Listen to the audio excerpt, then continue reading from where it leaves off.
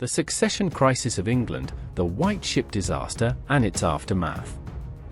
The succession crisis triggered by the White Ship disaster of 1120 represents one of the most transformative periods in medieval English history.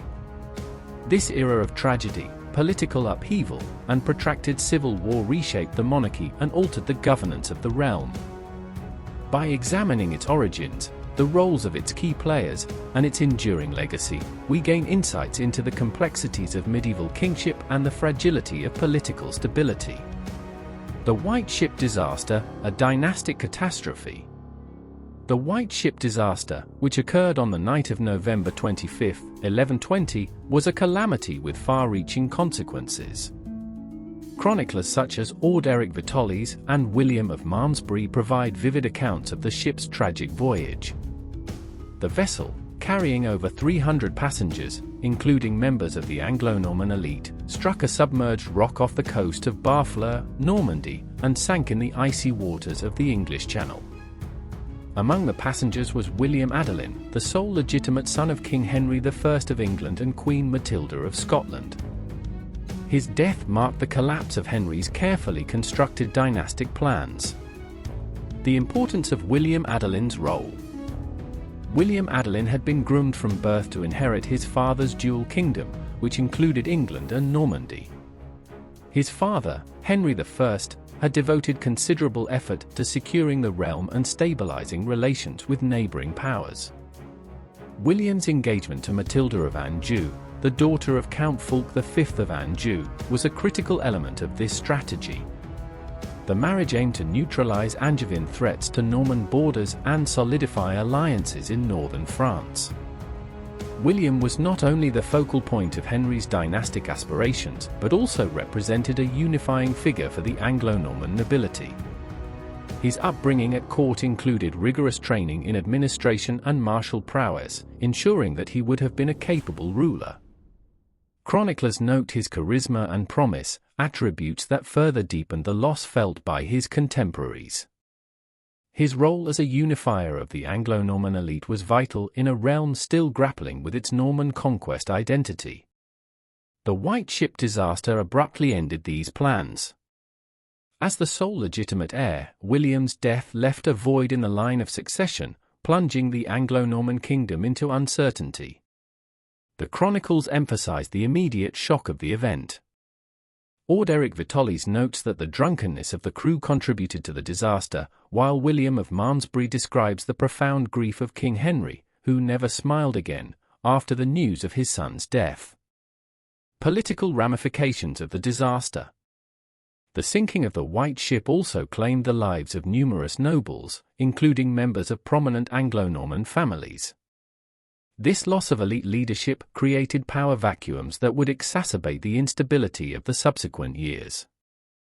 Families that survived were left to navigate a fractured political landscape, further weakening the centralized authority that Henry had spent decades building.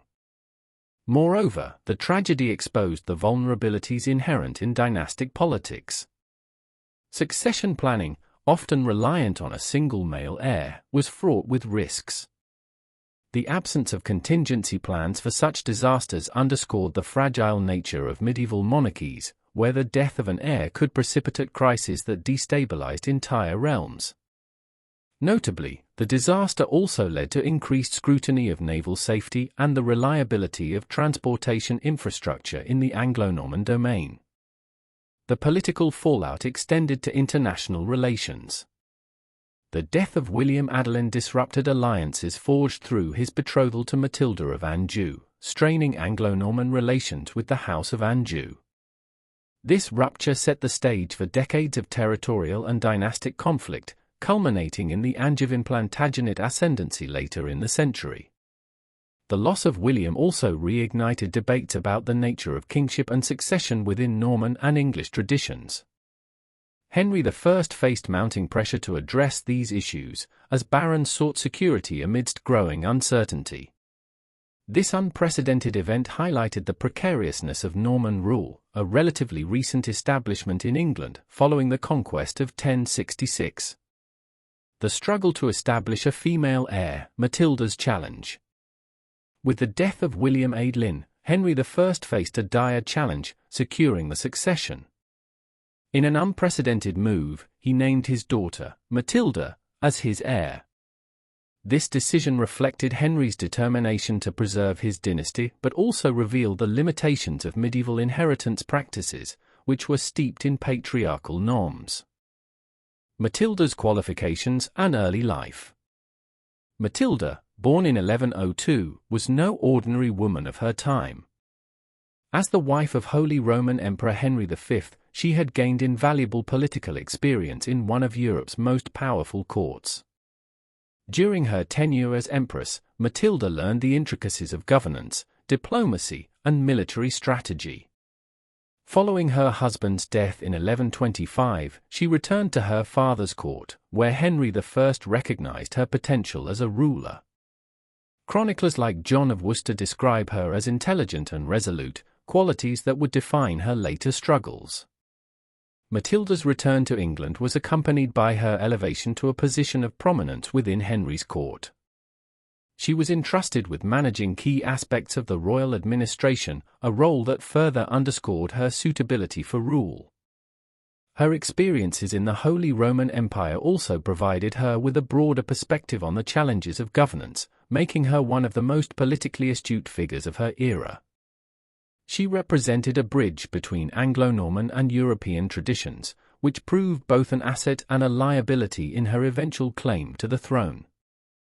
In 1127, Henry I compelled his barons to swear oaths of allegiance to Matilda as his successor. While this act was groundbreaking, it was not without its complications. The concept of a reigning queen was almost unheard of in 12th century Europe. Female rulers, when they did exercise power, typically did so as regents or consorts. The barons' reluctant oaths underscored the deep-seated resistance to the idea of a queen regnant. The difficulties Matilda faced were compounded by societal expectations and cultural biases. Her assertive demeanor, while necessary for leadership, was often interpreted negatively by her contemporaries. The chronicler William of Malmesbury noted that her haughty manner alienated some of her supporters, illustrating the double standards applied to women in power. Nonetheless, her determination to assert her claim in the face of overwhelming opposition would define her legacy. The controversial marriage to Geoffrey of Anjou. To bolster Matilda's position, Henry arranged her marriage to Geoffrey Plantagenet, Count of Anjou. This union, while strategically advantageous, alienated many of Henry's barons. Geoffrey's youth and relatively low status within the Norman hierarchy made him a contentious figure. The marriage also symbolized a shift in alliances that threatened to destabilize existing power dynamics. Norman barons feared that Geoffrey's ambitions might compromise their own interests. The marriage also set the stage for the eventual rise of the Angevin dynasty, but in the short term, it deepened divisions within the Anglo-Norman nobility. Geoffrey's campaigns in Normandy, which began during Henry's lifetime, exacerbated tensions, as they were perceived as aggressive attempts to consolidate Angevin control over Norman territories. These military incursions alienated not only Norman barons but also several French magnates, complicating the political landscape further. Geoffrey's insistence on his own claims to Normandy during Matilda's campaign for England's throne created additional friction. His independent ambitions often conflicted with Matilda's efforts, reflecting the complexities of their political partnership and the challenges of uniting their respective goals. Matilda's political standing was further undermined by Geoffrey's uneasy relationship with Henry's barons, many of whom viewed him as an outsider. His military campaigns in Normandy alienated potential allies, weakening Matilda's ability to consolidate power in England. This strained relationship between the barons and Matilda's supporters further underscored the political fragility of her position. The usurpation of Stephen of Blois. When Henry I died in December 1135, the succession crisis reached a critical juncture. Matilda, in Normandy at the time, was unable to act swiftly. Stephen of Blois, Henry's nephew and a grandson of William the Conqueror, seized the opportunity to claim the throne. Stephen's swift actions, including securing his coronation at Westminster Abbey, demonstrated his political acumen and the influence of his brother, Henry of Winchester, who was a key player in the church. The legitimacy debate. Stephen's claim to the throne rested on his familial connection to William the Conqueror and the support of influential nobles.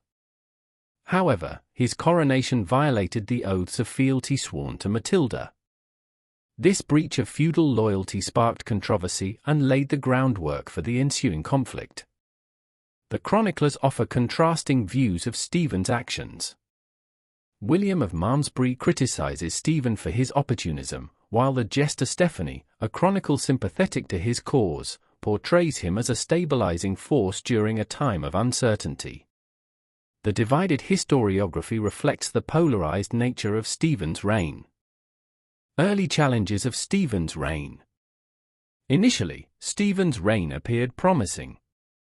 His promises to restore stability and uphold the rights of the barons won him support.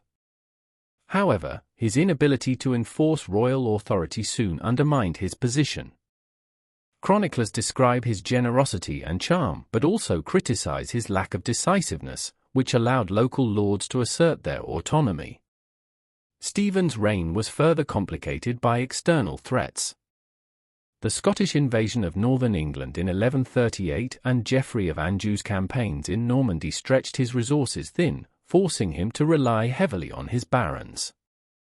This reliance weakened the central authority of the crown and set the stage for the prolonged civil war that followed.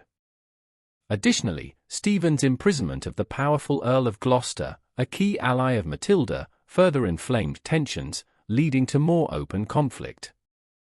The fragmentation of power became a defining characteristic of Stephen's reign. The proliferation of private armies and unauthorized castles eroded centralized authority, leaving much of the kingdom in the hands of ambitious local magnates. This decentralization further deepened the political instability of the period. The anarchy, civil war and chaos. The period from 1138 to 1153, known as the Anarchy, was a time of intense civil war between Stephen and Matilda. This conflict fractured the kingdom, with shifting alliances and widespread lawlessness. The chronicler Henry of Huntingdon vividly captures the despair of the period, writing that the land was full of castles, and the castles were filled with devils. Matilda's campaigns and setbacks. Matilda's efforts to claim the throne included several dramatic episodes. Her capture of Stephen at the Battle of Lincoln in 1141 marked a high point in her campaign. The dramatic events that followed, including her occupation of London and her near coronation, underscore her tenacity. However, her failure to secure lasting support among the barons and the populace hindered her efforts. One of the most striking episodes of the Anarchy was Matilda's escape from Oxford Castle in 1142. Surrounded by Stephen's forces, Matilda famously fled under cover of night, crossing the frozen River Thames in a white cloak to avoid detection. This episode, immortalized in medieval chronicles, highlights both her resourcefulness and the precariousness of her position. The fragmentation of power. Stephen, despite regaining the throne after his release, faced ongoing challenges. The lack of centralized authority allowed regional magnates to consolidate power, often at the expense of the common people. The proliferation of unauthorized castles and private armies contributed to widespread suffering. The Anarchy also revealed the limitations of feudal governance. Local lords prioritized their interests over the stability of the realm, and the crown's inability to enforce order led to what contemporaries described as a lawless period. The effects of this decentralization were felt most acutely by the peasantry, who bore the brunt of the economic and social disruptions caused by the conflict. The involvement of external forces, such as David I of Scotland and alliances with Welsh princes, further complicated the political landscape. The Anarchy became not only a civil war but also a broader regional conflict that drew in neighboring territories. The prolonged nature of the conflict further destabilized trade and agriculture, leading to widespread famine in certain regions. Chroniclers report entire villages abandoned as peasants fled the violence or succumbed to starvation. The Treaty of Winchester and the Angevin succession. The anarchy reached its resolution in 1153 with the Treaty of Winchester. This agreement, brokered with the mediation of the Church, established Matilda's son, Henry of Anjou, as Stephen's heir. The treaty represented a pragmatic solution to a conflict that had exhausted both sides.